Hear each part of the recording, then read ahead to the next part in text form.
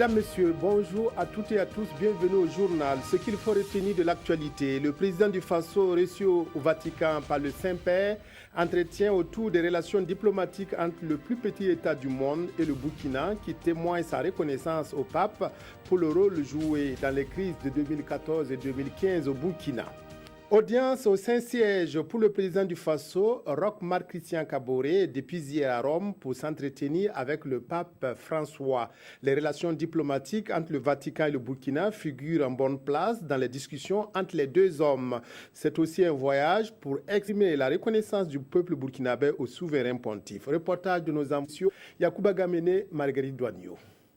Une première de le président Maurice Yaméo qu'un chef de l'État burkinabé effectue une visite d'État au Saint-Siège. Ce voyage de reconnaissance du président du Faso pour traduire la gratitude du peuple burkinabé au souverain pontife pour les actions de l'Église au Burkina Faso durant la période difficile que le pays a connue. Merci au président du Faso d'avoir accepté donc faire le déplacement jusqu'ici au Vatican. Effectivement, à son initiative, le pape François a accepté donc de le recevoir pour une audience durant laquelle naturellement il sera question donc des intérêts communs aux deux États, mais surtout aussi un voyage de reconnaissance. Depuis 2015, le Burkina a un ambassadeur auprès du Saint-Siège et résident au Vatican. C'est une volonté des autorités burkinabées de consolider et d'intensifier les relations de coopération entre les deux États. Depuis fort longtemps, le Burkina entretient des relations diplomatiques avec le Saint-Siège, mais c'était l'ambassade du Burkina Faso à Paris qui couvrait cette juridiction. Maintenant, le gouvernement du Burkina Faso et les plus hautes autorités ont décidé de l'érection d'une ambassade résidente ici au Vatican. Cela, je pense, constitue un tournant décisif. Faut-il le rappeler, en 2007, il y a eu l'ouverture d'une nonciature sous le mandat du pape Benoît XVI au Burkina. Le chef de l'État burkinabé, Roch Marc Christian Kaboré, sera reçu ce jeudi 20 octobre 2016 par le pape François. Le président du Faso n'est pas venu seul au Vatican. Il s'est fait accompagner par les représentants des différentes communautés religieuses au Burkina Faso, musulmanes, catholiques et traditionnelles, au nom du dialogue interreligion très actif au pays des hommes intègres.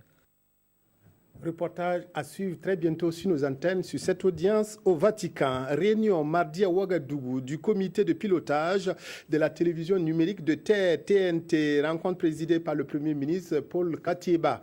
Elle a permis de faire le point du processus d'opérationnalisation de la TNT au Burkina. Des décisions ont été adoptées pour une mise en œuvre effective de la TNT d'ici à septembre 2017. Reportage Oscar Soulama, Vincent Tiendrebego, Dramandadia.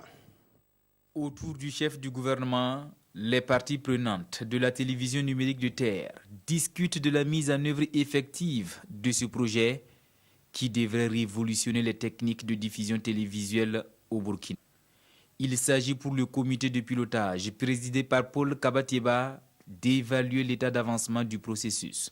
Après le 17 juin 2015, on devait avoir la TNT. Donc 2 années après, nous ne l'avons pas. Je pense que ce qui est important, c'est que nous avons entamé le processus.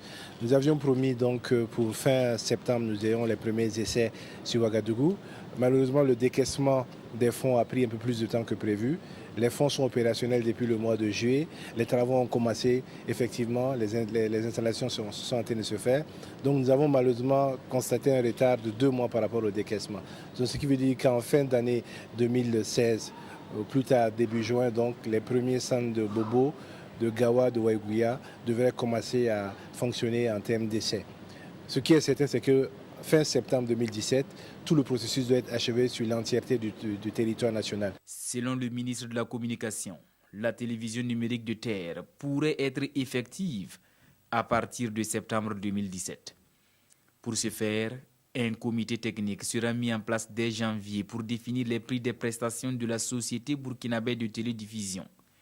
Prix à appliquer aux éditeurs de services de télévision publique et privée. Le plan national de développement économique et social PNDS a été présenté hier aux députés à l'Assemblée nationale. La ministre de l'Économie, des Finances et du Développement a souligné à cette occasion l'importance du PNDS qui doit transformer structurellement l'économie burkinabé pour une forte croissance. Roger Kam Moukoun Dabiré. Rosine Koulibaly-Sori face à la représentation nationale. La ministre en charge de l'économie est là pour présenter aux élus le plan national de développement économique et social, PNDS. Un référentiel qu'elle présente comme la réponse à la question du développement. Structuré en 3 axes, le PNDS ambitionne de réformer et moderniser l'administration. Le programme prône par ailleurs le développement du capital humain et la dynamisation des acteurs porteurs pour l'économie et l'emploi. Au plan social, les impacts escomptés sur l'ensemble des secteurs de l'économie permettront une réduction des inégalités sociales et des disparités régionales. Cela est très important lorsqu'on a vu effectivement que malheureusement la croissance cheminait avec l'accroissement aussi des inégalités et des fossés entre les pauvres et les plus riches. En vue de parvenir à ces résultats, le PNDS envisage à l'horizon 2020 un degré de transformation structurelle consistant en l'augmentation de la contribution des industries manufacturières au produit intérieur brut. On veut en fait un doublement de la contribution de ces industries manufacturières au PIB.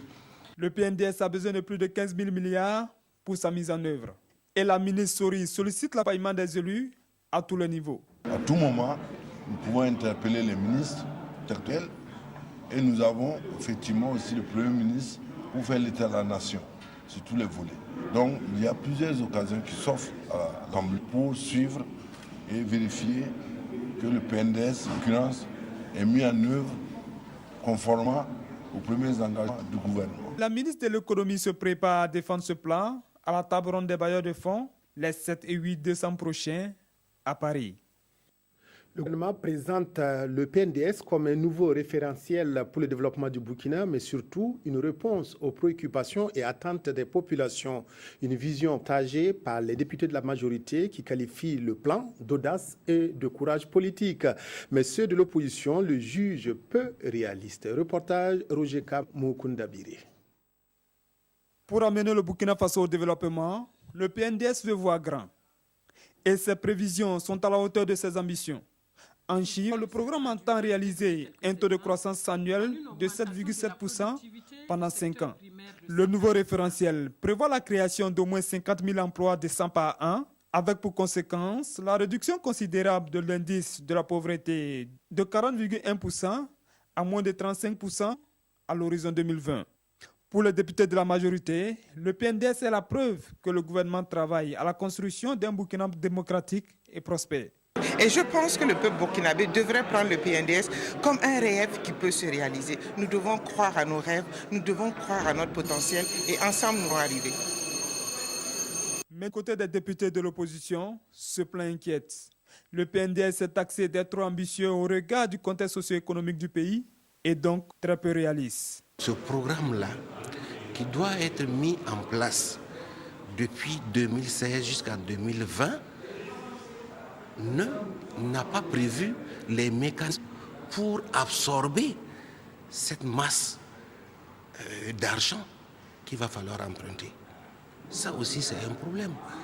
Cependant, tous reconnaissent la nécessité d'élaborer un schéma directeur pour la conduite de l'action gouvernementale. Avec leur accompagnement, nous pensons que nous allons atteindre les ambitions que le peuple s'est fixées, puisque finalement nous avons traduit les ambitions du peuple burkinabé de notre PNDS.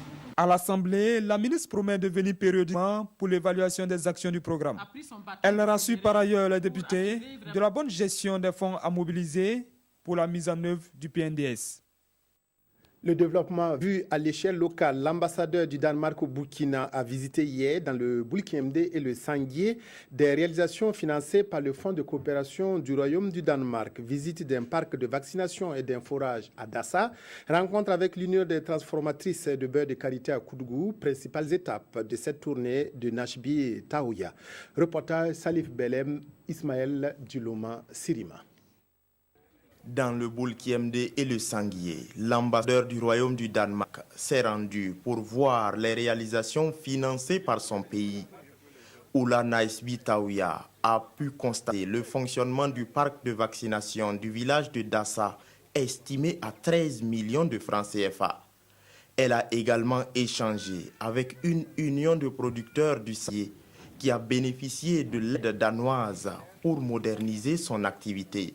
L'accompagnement de PCSA envers donc, les groupements, les entreprises agricoles d'une manière générale s'opère de deux manières, à travers un appui conseil qui est une subvention qui peut aller donc de 2 millions à 10 millions en fonction de l'envergure bien sûr du groupement ou bien de l'entreprise. La visite de l'ambassadeur s'est terminée au siège de l'Union régionale des productrices de beurre de karité.